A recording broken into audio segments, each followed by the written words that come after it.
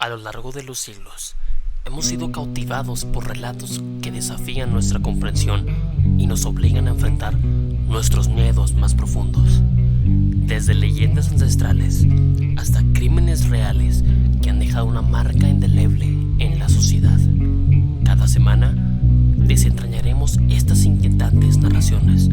Prepárate para adentrarte en un mundo de sombras y misterios, donde lo sobrenatural se entrelaza con lo terrenal. Mi nombre es Carlos Cervantes y esto es Cervantes Tales.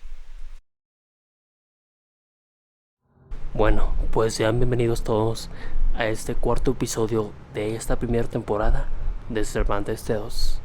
El día de hoy estaremos recordando las leyendas más interesantes y escalofriantes de México, el país del que su servidor es habitante. Y es que estas historias son tan interesantes en sí que han perdurado por años.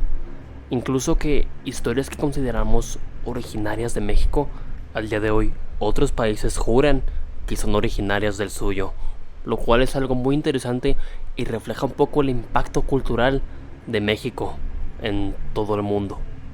Y debido a que no podría ser de otro modo, comenzaré a relatar una de las más famosas y conocidas de México, La Llorona. La leyenda de La Llorona tiene sus raíces en diversas culturas latinoamericanas, especialmente en México y otros países de América Central. Esta narración ha sido transmitida oralmente de generación en generación, lo que ha contribuido a su riqueza y diversidad a lo largo del tiempo. Una de las versiones más conocidas cuenta la historia de una mujer de origen indígena que vivía durante la época de la conquista española. Se dice que esta mujer se enamoró de un caballero español, con quien tuvo hijos. Sin embargo, el caballero no deseaba tener una relación seria con una mujer indígena y decidió casarse con una mujer de su propia clase social. Desesperada por la situación y llena de celos y rabia, la mujer indígena tomó a sus hijos y los ahogó en un río cercano.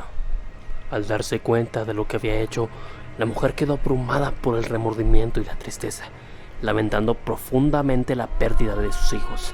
Su dolor y sufrimiento se manifestaron en terribles lamentos y llantos que se escuchan en los nombres, lo que le valió el nombre de La Llorona. Se dice que el espíritu de La Llorona vaga por las noches, buscando desesperadamente a sus hijos y lamentándose por su terrible acto. Se le puede escuchar llorando y gimiendo, y algunos aseguran que incluso intenta llevarse a niños que se encuentran solos cerca de cuerpos de agua como ríos, lagos o arroyos. Pero bueno, la cosa no termina ahí, debido a que La Llorona, aun y cuando se le considera propia de México, su relato se expande a través de toda Latinoamérica. En Guatemala, por ejemplo, la leyenda de La Llorona también es conocida como la Ciguanaba. Se cuenta que la Ciguanaba era una mujer hermosa que solía seducir a los hombres con su atractivo físico. Sin embargo, una vez que los atraía hacia los ríos, mostraba su verdadero aspecto, desfigurado y monstruoso, y los ahogaba en el agua. Se dice que la Ciguanaba aparece en las noches oscuras, especialmente cerca de cuerpos de agua, para asustar a los hombres infieles o aquellos que abusan del alcohol. En Perú, por ejemplo, la leyenda de La Llorona se mezcla con elementos de la mitología incaica. Se dice que La Llorona es una especie de sirena que vive en los ríos y cuerpos de agua, atrae a los hombres con su belleza y canto. Pero una vez que los hombres se acercan a ella, los arrastra hacia las profundidades del agua y los ahoga. También se le atribuyen poderes sobrenaturales para manipular el agua y causar inundaciones en tiempos de lluvias intensas. Pero bueno, ¿ustedes qué piensan? Es interesante cómo la leyenda se expande a través de toda Latinoamérica. Pero bueno, no nos vayamos tan lejos. Incluso aquí en México, cada estado de la República tiene su propia versión. En fin, creo que no hay mucho que decir sobre La Llorona que no se haya dicho ya. Así que me permitiré adentrarme a una de mis leyendas favoritas: el Charro Negro.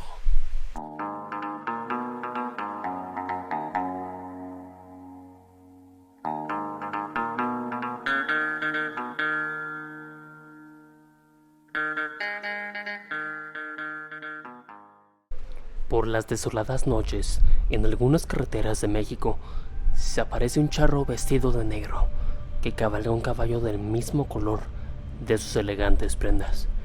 Este personaje no se sabe exactamente qué es, si un alma en pena, un demonio o incluso el mismo diablo.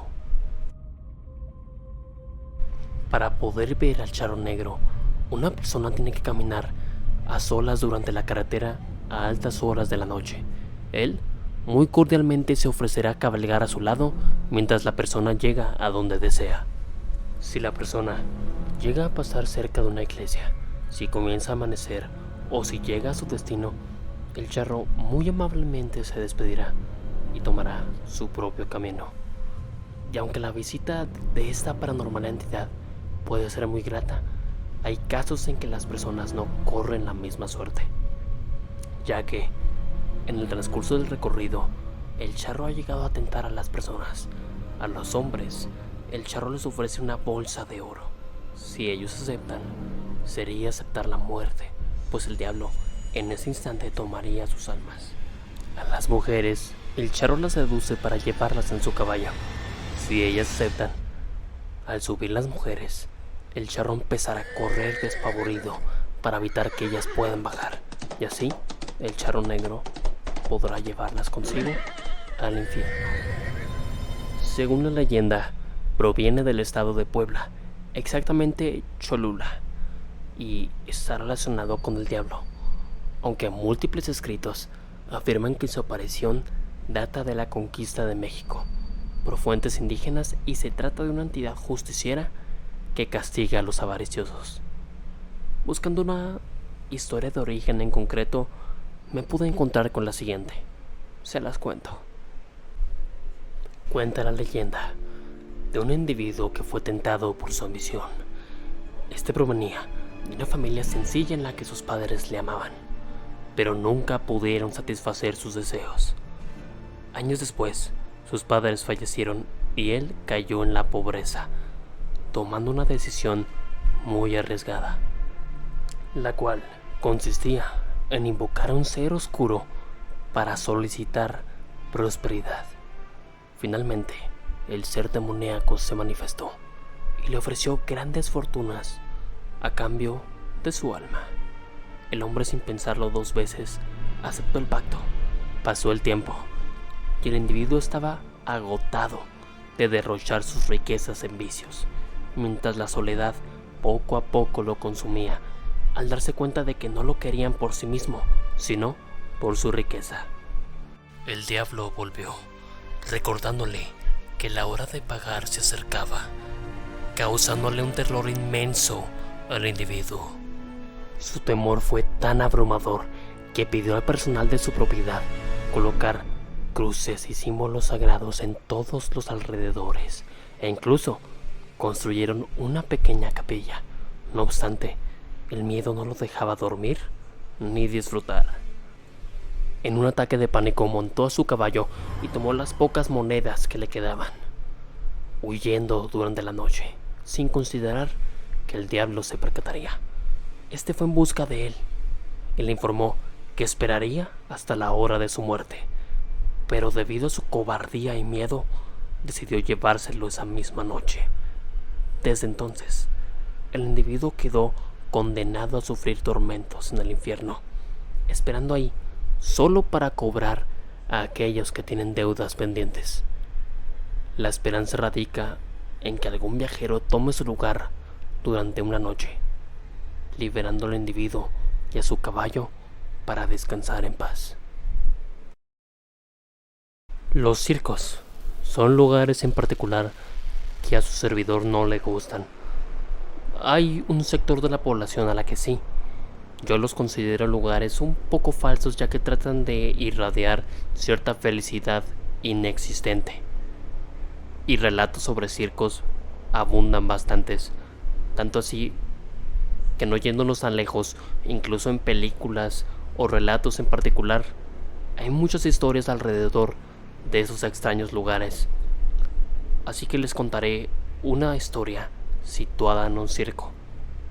Es la historia del payaso de Nuevo Laredo. La historia se remonta a un circo de gran renombre que se instaló en las afueras de la ciudad, donde se presentaban actos asombrosos como acróbatas, malabaristas y trapecistas, dejando a los espectadores muy asombrados. El talento de los artistas era tan impresionante que el circo se volvió popular bastante rápido entre la gente. El circo era un rotundo éxito, atrayendo cada día más personas que se emocionaban al ver las increíbles actuaciones de los artistas. El gran éxito del circo se reflejaba también en las cuantiosas sumas de dinero que recibían por las entradas al espectáculo. Una noche, mientras la taquilla del circo estaba cerrada y todos dormían, un payaso, encargado de animar y entretener al público, cayó en la tentación y tomó una gran suma de dinero, que eran las ganancias de las funciones.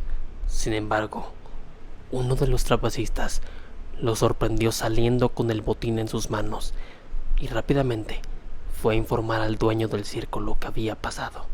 El dueño, furioso, se dirigió a la caravana del payaso, acompañado de los demás trabajadores.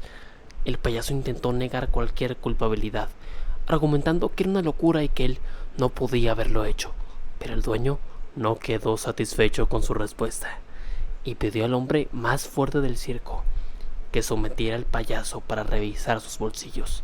Fue entonces cuando encontraron un enorme fajo de billetes. La noticia del payaso ladrón se propagó rápidamente entre los demás trabajadores, quienes, enfurecidos, comenzaron a golpearlo brutalmente. Sus compañeros payasos le propinaban golpes por todo el cuerpo, mientras que los trapecistas lo sujetaban de las piernas y el hombre fuerte le aplicaba una llave para someterlo y al mismo tiempo estrangularlo. La paliza fue tan brutal que terminaron matándolo. Todos los involucrados en su muerte se deshicieron rápidamente de su cadáver, arrojándolo en un lugar junto a la carretera en la colonia Madero. Después de ese suceso, los artistas intentaron seguir con sus actuaciones, pero nada volvió a ser igual. El incidente marcó un antes y un después en el circo. Los empleados empezaron a tener conflictos y a culparse entre ellos, y el brillo y el éxito del circo se fue apagando poco a poco, hasta que finalmente el público dejó de visitarlo. El área donde se ubicaba el circo quedó abandonada, convirtiéndose en una calle fría y desolada, donde no pasaba alma. Una noche, un conductor que transitaba cerca del lugar donde estuvo la carpa quedó varado en medio de la carretera. El motor de su automóvil parecía haber quedado dañado, sin razón aparente. Molesto y desesperado, intentaba encenderlo sin éxito alguno y apoyó su cabeza en el volante, sin imaginar que sería víctima de la aparición del payaso de Nuevo Laredo. Un leve ruido en la ventana derecha lo hizo voltear rápido, y junto a la ventana se encontraba un payaso con el rostro furioso, pero con una gran sonrisa congelada de oreja a oreja. La tristeza que emanaba de su mirada solo era interrumpida por el maquillaje en su rostro. El conductor no sabía qué hacer. La figura del payaso se quedó inmóvil al otro lado de la ventana, así que encendió su auto y poco a poco comenzó a avanzar para alejarse. Pero la mirada del payaso lo siguió hasta que se alejó completamente de la zona. Con el paso del tiempo, más personas afirmaban ver la figura del siniestro payaso. En muchas ocasiones, solo se quedaba observando a los que pasaban por ahí, mientras que otros aseguraban que el payaso se les acercaba con dos globos, uno rojo y uno azul. Si el payaso le entregaba a alguien el globo rojo, esa persona sería muy afortunada. Pero si el globo era azul, la furia del payaso caería sobre esa persona, pues significaba que le recordaba a sus antiguos compañeros, quienes le dieron muerte. La única solución sería salir corriendo lo más posible si querías salvar tu vida.